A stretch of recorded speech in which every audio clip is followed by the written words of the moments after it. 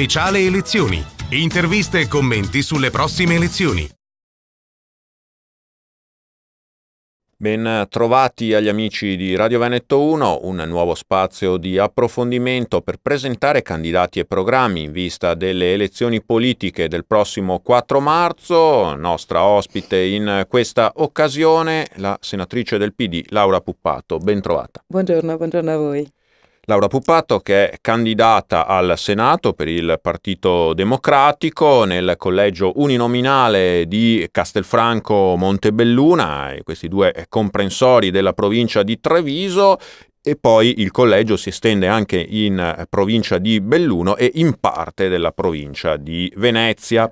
Oltre poi Laura Puppato è candidata anche nel plurinominale in uno dei due collegi senatoriali del Veneto, quello delle province appunto di Treviso, Belluno, Venezia e Rovigo. Laura Puppato, un tema che ricorre ormai da parecchi anni, dobbiamo dirlo, in Italia e sembra senza trovare soluzioni efficaci. È quello delle cosiddette culle vuote, insomma l'inverno delle culle, quindi la bassa natalità, detto in termini molto brutali, nascono pochi bambini e quel che è più grave soprattutto nascono meno bambini e poi delle persone che muoiono, che invecchiano, quindi la nostra popolazione è sempre più anziana con tutto quel che ne consegue. Un tema che è arrivato anche sul tavolo dei nostri governanti, perché appunto, come dicevamo, ci sono implicazioni economiche, sociali, non semplicemente statistico-demografiche, ma appunto di gestione di tutto il nostro apparato sociale, della nostra vita. Pensiamo alle pensioni, all'economia, all'occupazione e quant'altro. Ecco, cosa si è fatto e cosa si può fare secondo lei, secondo il partito che rappresenta in questo campo? Ti ringrazio della domanda. Gli ultimi 2 anni sono stati anni dedicati a cercare di ridurre per quanto è stato possibile, naturalmente essendo ancora un paese in crisi, in difficoltà, ma dopo aver, come dire, spinto molto sull'occupazione e gli investimenti ci siamo resi conto che era il momento di procedere a tutele da una parte e a garanzie per quanto possibile, soprattutto per i più giovani e le famiglie. Quindi molte delle cose che abbiamo fatto, insomma, proprio erano funzionali, diciamo, a questo. Quindi il reddito, per esempio, di inclusione è stato un reddito che è stato capitalizzato, cioè messo in relazione, la dimensione, insomma, dell'aiuto è in relazione naturalmente ai componenti del nucleo familiare, così come si è cercato sempre di più di aumentare le detrazioni per coloro che hanno figli a carico e mettere in campo i bonus bebè, diciamo, per la nascita di un nuovo figlio. Ma queste non sono politiche strutturali e noi queste politiche, che pure hanno certamente avuto una loro positiva accettazione, credo bene, insomma, da parte soprattutto delle giovani coppie, ma devono essere strutturate in modo molto più organico per riuscire ad essere efficaci anche dal punto di vista che tu dicevi giustamente ed evidenziavi, ovvero sia la carenza di natalità. Diciamo i numeri.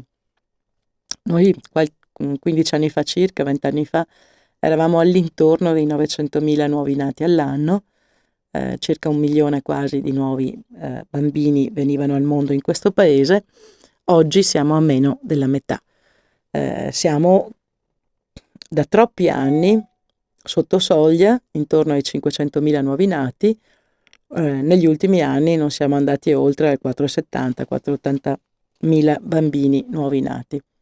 Questo è un allarme rosso, perché va detto che anche se una parte dell'immigrazione, soprattutto per quanto riguarda l'immigrazione giovane, può in qualche modo contribuire, aiutare a ritenere,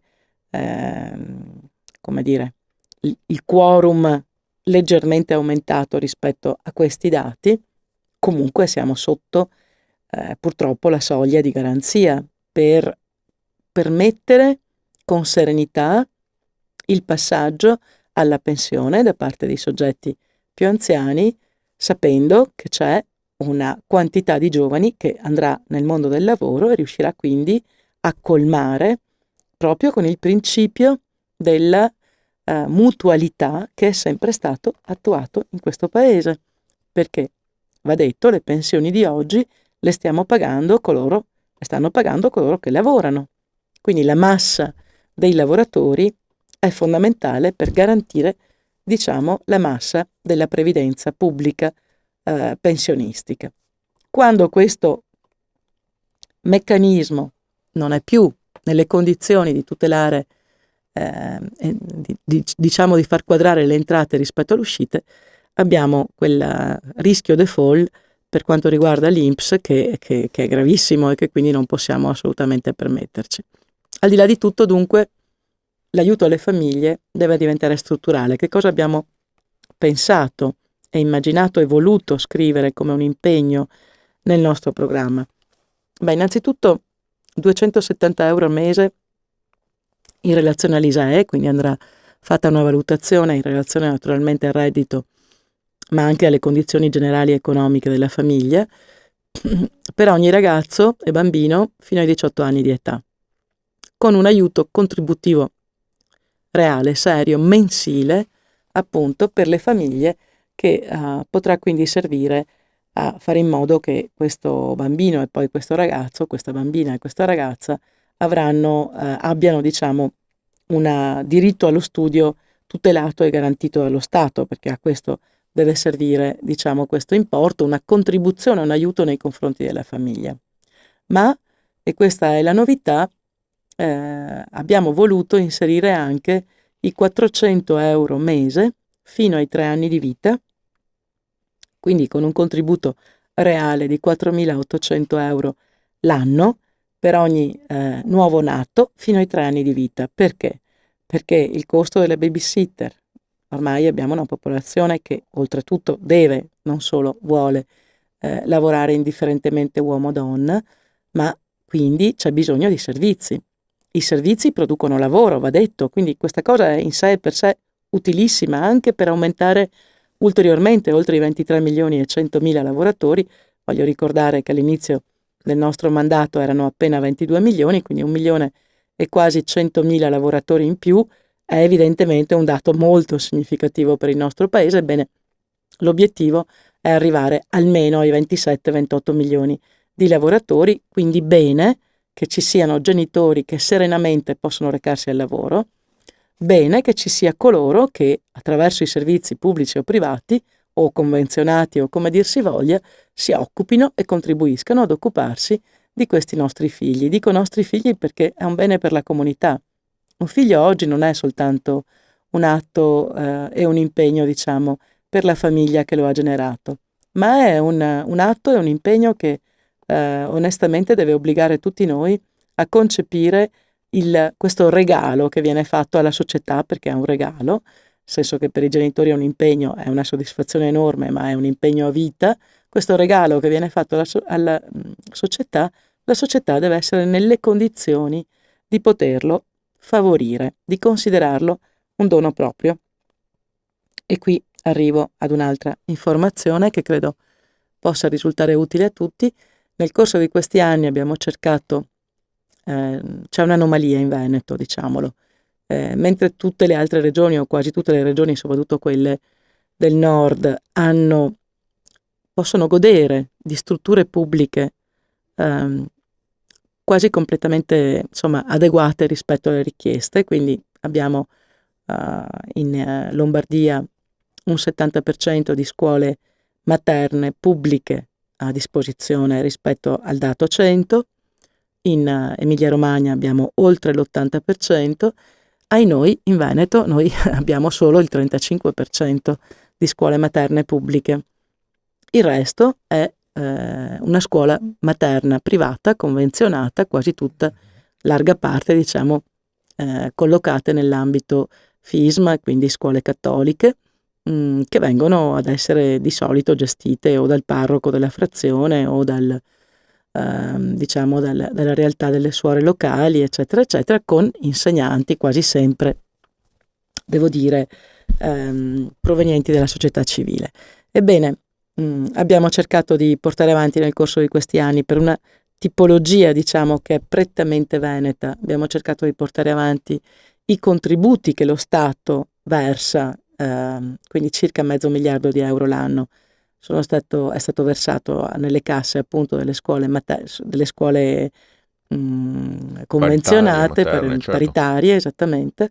Ebbene, quest'anno, rispetto all'anno scorso dove eravamo riusciti a dare molto di più, siamo riusciti invece a dare un po' di meno, nel senso che mancano €50 milioni rispetto alla quota dello scorso anno, che era una quota molto alta, insomma, che si era riusciti a far approvare, e c'è un impegno anche mio personale, proprio di portare a casa questi ulteriori 50 milioni, che in sé per sé sono un 10%, ma incidono pesantemente, diciamo, nelle rette, perché troviamo giusto e corretto che laddove ci sono scuole pubbliche, a questo punto le famiglie spendono molto poco, perché hai soltanto il costo della mensa, quindi 60-70 euro mese. Dove ci sono le scuole paritarie, il costo per ogni famiglia aumenta da 140 a 150 a oltre 220-230 euro mese, il che alla fine dell'anno procura una differenza che per una famiglia sono tanti soldi, intorno ai 1.500-2.000 euro l'anno.